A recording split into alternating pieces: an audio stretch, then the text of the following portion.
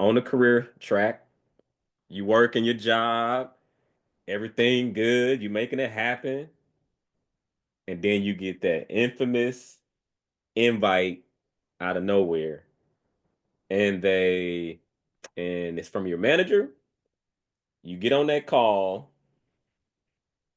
and you see HR on there, a person you ain't never met before. You know what's about to happen. They about to lay you about to lose your job. However, you have people recording it because Oh they wow. know There have been a because slew they of layoffs. know they're about to get laid off. Whether they got wind of it, they saw the writing on the wall, and so they're recording the call. Let's watch this TikTok because they're talking about it is insanely risky to post that, and people are recording it and posting it and talking about it. Let's get into it. Recently, and as a result, more and more people are recording their layoffs and posting them on TikTok. I spoke with a few career experts recently, and while they understand the appeal of posting such videos, they still advise against it. Here are 3 reasons why. First, when you're getting laid off, you're probably in a highly emotional state. That's understandable. Getting laid off is a very painful experience. Yes, you're being emotional, and that's okay. Getting laid off sucks. It hurts your pride, your ego, your career. If you've been pushing, heck, even if you hadn't been pushing, it's something that you've been working hard at, or maybe you hadn't been working hard. But any of it just doesn't feel good to have that taken away. Like your income, one of your income streams being taken away, and you may feel blindsided. You're emotional. So be very careful on how you proceed. Let's keep going. But because of that, career coach Phoebe Gavin says posting a video of your layoff won't always show the most professional side of you, and you risk future employers seeing that. Second, posting such a video can put your motivation into question. Even if your motivation isn't to stick it to your employer, it can come off looking like that. And Gavin says that for recruiters, it doesn't reflect highly on the person posting the video. Lastly, Okay, let's talk about that. Think about this. Let's take it away from that for a second. Imagine in the dating world, right? Let's just use that as an example. Let's say that you were in a relationship with someone and it wasn't going well. You know, that happens. That's part of life. And you start recording them, right? For whatever Right. reason, whatever your motive is. But then the new you go and date someone else and they saw that you recorded your ex and you posted it all over social media, how do you think that person would feel? I'm clamming up around you, D'Angelo Russell. Nah, I ain't saying nothing around you. Right, Shoot, that's crazy. exactly. I would be looking at you so sideways, like, you did what? And what? Why wouldn't you do that to me? Bringing it back to employment, it's kind of like dating. The new situation that you're coming into, they giving you the side eye. Like, anytime something go wrong, are you gonna do that to us? Are you gonna do that Mm. to and potentially record proprietary information? What you've essentially probably done is you probably blackballed yourself from some scenario situations that you don't even realize that you've done. posting a layoff video can make it harder to trust you, says former Google recruiter Nolan Church. And career coach Angelina Darasa agrees. She says it makes employers think, when else might this employee be recording our conversations? Exactly. Exactly. So let's stop sharing. Let's talk about it. Let's hear from the Ivy League scholars just getting into corporate America. Some of your people, man.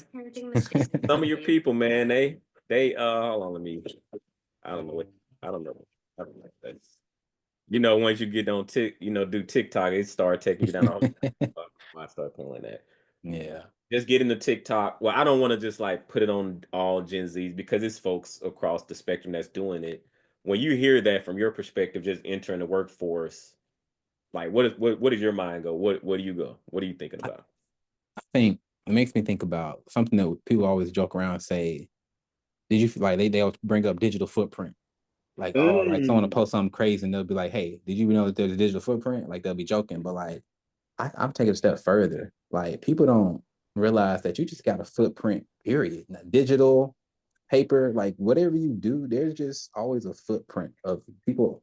People take notice. And what really made me realize that or start taking notice of that more is that, as I want to delve into my company and what I do, but let's just say that I work at a company where they call people and they interact with the public and they take note of that and then take note of conversations. And so I can look back and see conversations and notes from like 2007, and it'll say something like, "This guy was an a-hole. He cuts me out. He was doing this, and that." And I'm like, I can't imagine myself seeing or someone reading my name, or what I'm saying, like that's just funny. You wouldn't think you would forget that conversation, but databases and systems don't. And so to go Mm. on to more of this conversation of a digital footprint, we're entering into an age where I mean, I remember I didn't get my first phone until maybe 12, 13, 14, my first smartphone. Some kids is being born with one. They're being, as soon as you can sing your ABCs, you get one. And I can't imagine being able to post something that could forever be permanent, because now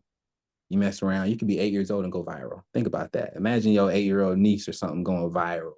Like, and no one was paying attention to her. She did a TikTok dance or did post a funny video, or your nephew or your little cousin. And so man, it's just like I said, in the heat of the moment, I can see how you get upset, but you got to really be careful. And even myself, as I get more into content creation, I have to be conscious of who all can see this: family, friends, employers, future employers. Like you don't know what could happen.